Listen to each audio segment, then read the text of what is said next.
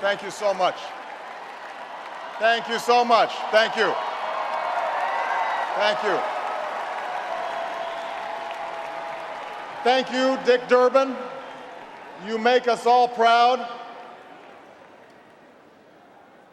On behalf of the great state of Illinois, crossroads of a nation, land of Lincoln, let me express my deepest gratitude for the privilege of addressing this convention. Tonight is a particular honor for me because, let's face it, my presence on this stage is pretty unlikely. My father was a foreign student, born and raised in a small village in Kenya. He grew up herding goats, went to school in a tin roof shack. His father, my grandfather, was a cook, a domestic servant to the British. But my grandfather had larger dreams for his son. Through hard work and perseverance, my father got a scholarship to study in a magical place, America, that shone as a beacon of freedom and opportunity to so many who had come before.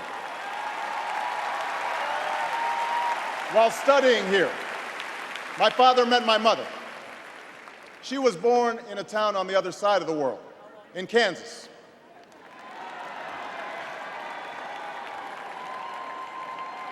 Her father worked on oil rigs and farms through most of the Depression.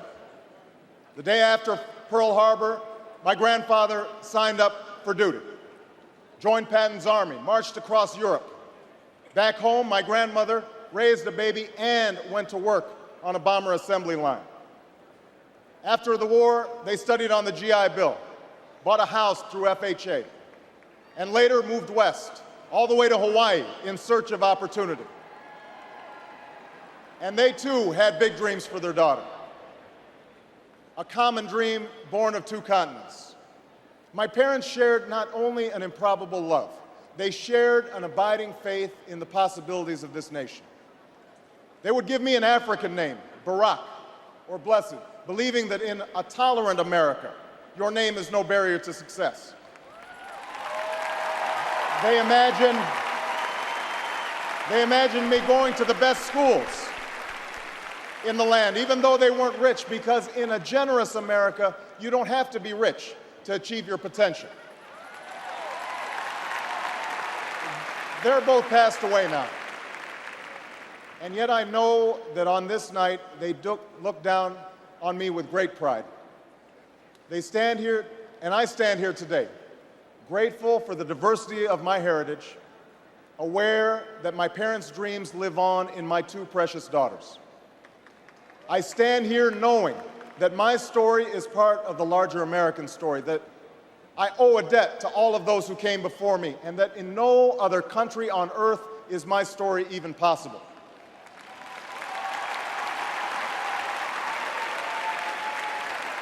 Tonight, we gather to affirm the greatness of our nation. Not because of the height of our skyscrapers, or the power of our military, or the size of our economy. Our pride is based on a very simple premise, summed up in a declaration made over 200 years ago. We hold these truths to be self-evident, that all men are created equal, that they are endowed by their Creator with certain inalienable rights, that among these are life, liberty, and the pursuit of happiness.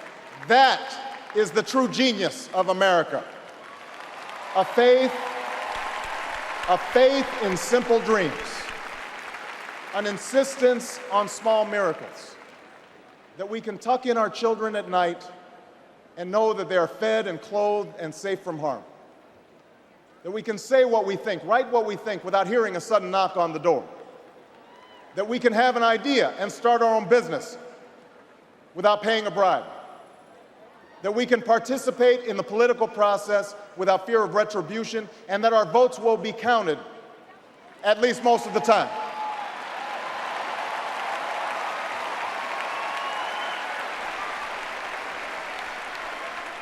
This year, in this election, we are called to reaffirm our values and our commitments, to hold them against a hard reality, and see how we're measuring up to the legacy of our forebears and the promise of future generations. And fellow Americans, Democrats, Republicans, Independents, I say to you tonight, we have more work to do.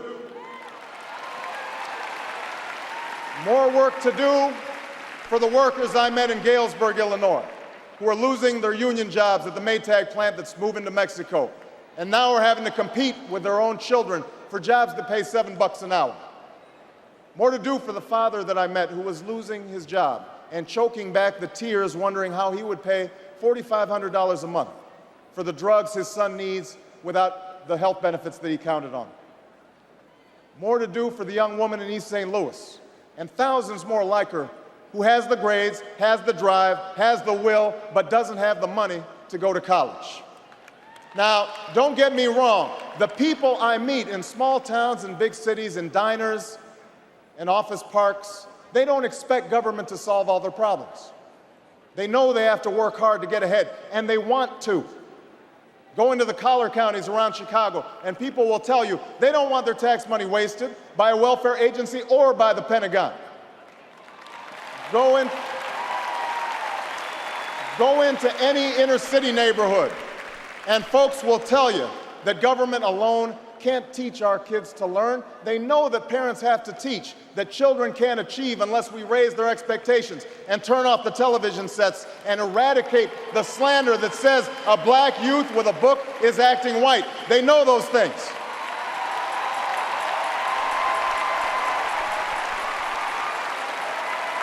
People don't expect government to solve all their problems. But they sense deep in their bones that with just a slight change in priorities, we can make sure that every child in America has a decent shot at life, and that the doors of opportunity remain open to all. They know we can do better, and they want that choice.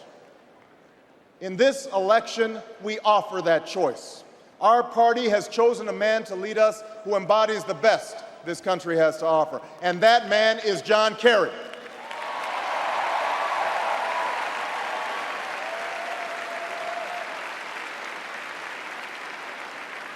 John Kerry understands the ideals of community, faith, and service because they've defined his life. From his heroic service to Vietnam, to his years as a prosecutor and lieutenant governor, through 2 decades in the United States Senate, he's devoted himself to this country.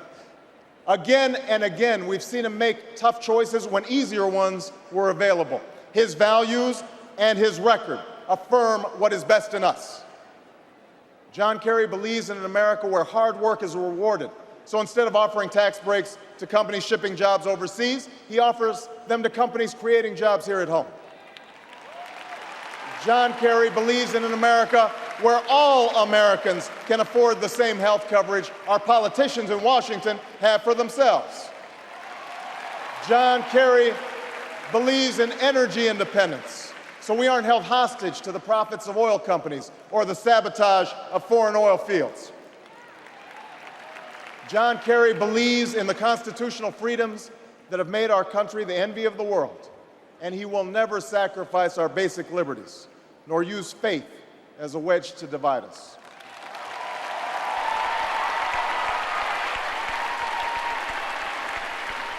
And John Kerry believes that in a dangerous world, war must be an option sometimes, but it should never be the first option.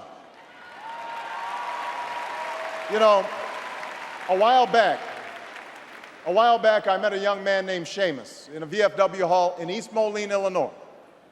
He was a good-looking kid, 6'2", 6'3", clear-eyed with an easy smile. He told me he joined the Marines and was heading to Iraq the following week. And as I listened to him explain why he'd enlisted, the absolute faith he had in our country and its leaders, his devotion to duty and service, I thought, this young man was all that any of us might ever hope for in a child. But then I asked myself, are we serving Seamus as well as he's serving us? I thought of the 900 men and women, sons and daughters, husbands and wives, friends and neighbors who won't be returning to their own hometowns.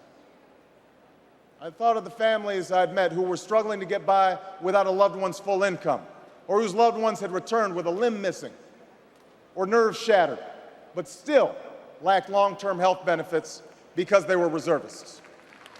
When we send our young men and women into harm's way, we have a solemn obligation not to fudge the numbers or shade the truth about why they're going, to care for their families while they're gone, to tend to the soldiers upon their return, and to never, ever go to war without enough troops to win the war, secure the peace, and earn the respect of the world.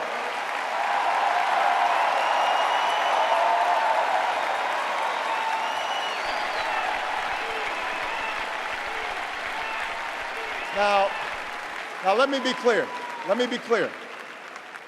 We have real enemies in the world. These enemies must be found, they must be pursued, and they must be defeated. John Kerry knows this. And just as Lieutenant Kerry did not hesitate to risk his life to protect the men who served with him in Vietnam, President Kerry will not hesitate one moment to use our military might to keep America safe and secure. John Kerry believes in America, and he knows that it's not enough for just some of us to prosper. For alongside our famous individualism, there's another ingredient in the American saga, a belief that we're all connected as one people. If there is a child on the south side of Chicago who can't read, that matters to me even if it's not my child. If there's a senior citizen somewhere who can't pay for their prescription drugs and having to choose between medicine and the rent, that makes my life poorer even if it's not my grandparent. If there's an Arab American family being rounded up without benefit of an attorney or due process, that threatens my civil liberties.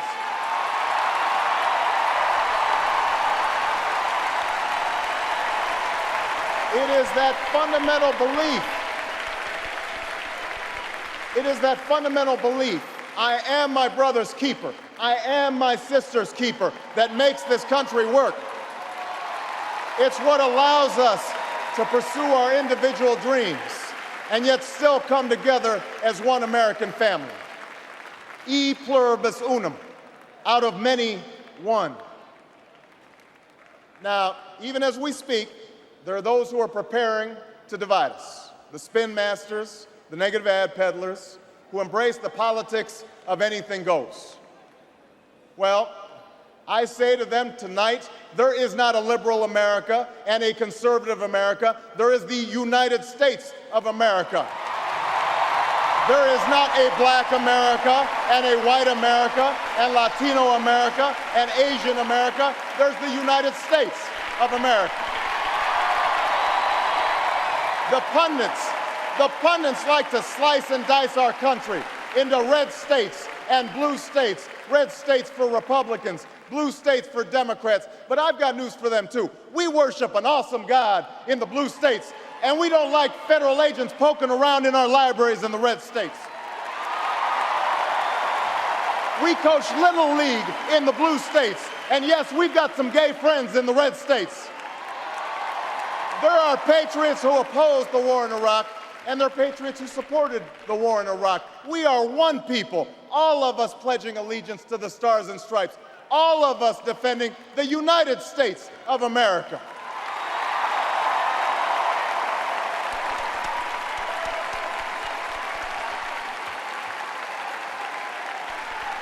In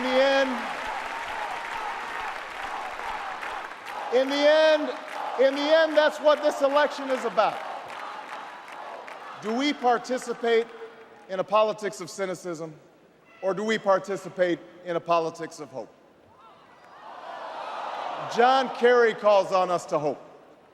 John Edwards calls on us to hope. I'm not talking about blind optimism here, the almost willful ignorance that thinks unemployment will go away if we just don't think about it, or healthcare crisis will solve itself if we just ignore it. That's not what I'm talking about. I'm talking about something more substantial. It's the hope of slaves sitting around a fire singing freedom songs. The hope of immigrants setting out for distant shores. The hope of a young naval lieutenant bravely patrolling the Mekong Delta. The hope of a mill worker's son who dares to defy the odds. The hope of a skinny kid with a funny name who believes that America has a place for him too.